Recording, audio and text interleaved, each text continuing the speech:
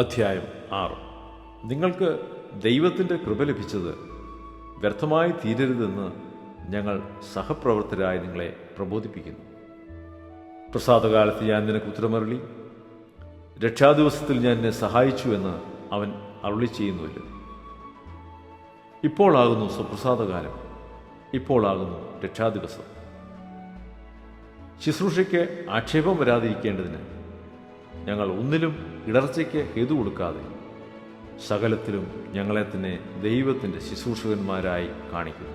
ബഹുസഹിഷ്ണുത, കഷ്ടം, ബുദ്ധിമുട്ട്, സങ്കടം, തല്ല്, തടവ്, കലഹം, അധ്വാനം, ഉറക്കിളപ്പ്, പട്ടിണി, നിർമ്മലത, പരിജ്ഞാനം, ദീർഘക്ഷമ, ദയ, പരിശുദ്ധാത്മാവ്, നിർവ്യാജ സ്നേഹം, സത്യവചനം, ദൈവശക്തി എന്നിവയിലും ഇടത്തും വലത്തും നീതിയുടെ ആയുധങ്ങൾ ധരിച്ചുകൊണ്ട് മാനാപമാനങ്ങളും ദുഷ്കീർത്തികളും സൽകീർത്തികളും അനുഭവിച്ചു.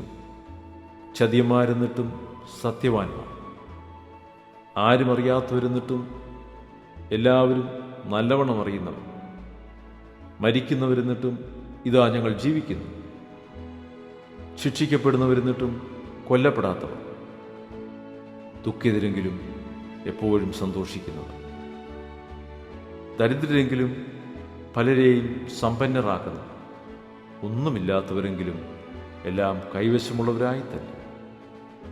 അല്ലയോ കുരിന്തിരെ, ഞങ്ങളുടെ വായ നിങ്ങളോട് തുറന്നിരിക്കുന്നു, ഞങ്ങളുടെ ഹൃദയം വിശാലമായിരിക്കുന്നു, ഞങ്ങളുടെ ഉള്ളിൽ നിങ്ങൾക്ക് ഇടുക്കമില്ല. നിങ്ങളുടെ ഹൃദയങ്ങളിൽ അത്രേ ഇടുക്കമുള്ളത്. ഇതിന് പ്രതിഫലമായി നിങ്ങളും വിശാലതയുള്ളവരായിരിപ്പീൻ എന്ന് ഞാൻ മക്കളോടെന്ന പോലെ നിങ്ങളോട് പറയുന്നു. നിങ്ങൾ അവിശ്വാസികളോട് ഇണയില്ലാപ്പിണ കൂടരുത്. നീതിക്കും അധർമ്മത്തിനും തമ്മിൽ എന്ത് ചേർച്ച? വെളിച്ചത്തിന് ഇരുളോട് എന്ത് കൂട്ടായ്മ? ക്രിസ്തുവിനും ബലിയാലിനും തമ്മിൽ എന്ത് പൊരുത്തം? അല്ല, വിശ്വാസിക്ക് അവിശ്വാസിയുമായി എന്ത് ഓഹരി? ദൈവാലയത്തിന് വിഗ്രഹങ്ങളോട് എന്ത് യോജിത? നാം ജീവനുള്ള ദൈവത്തിൻ്റെ ആലയമല്ല. ഞാൻ അവരിൽ വസിക്കുകയും അവരുടെ ഇടയിൽ നടക്കുകയും ചെയ്യും. ഞാൻ അവർക്ക് ദൈവവും അവർ എനിക്ക് ജനവുമാകും എന്ന് ദൈവം അരുളി ചെയ്തിരിക്കുന്നുവല്ലോ. അതുകൊണ്ട് അവരുടെ നടുവിൽ നിന്ന് പുറപ്പെട്ട് വേർപെട്ടിരിപ്പീനെന്ന് കർത്താവ് അരുളി ചെയ്യുന്നു. അശുദ്ധമായതൊന്നും തുടരുത്.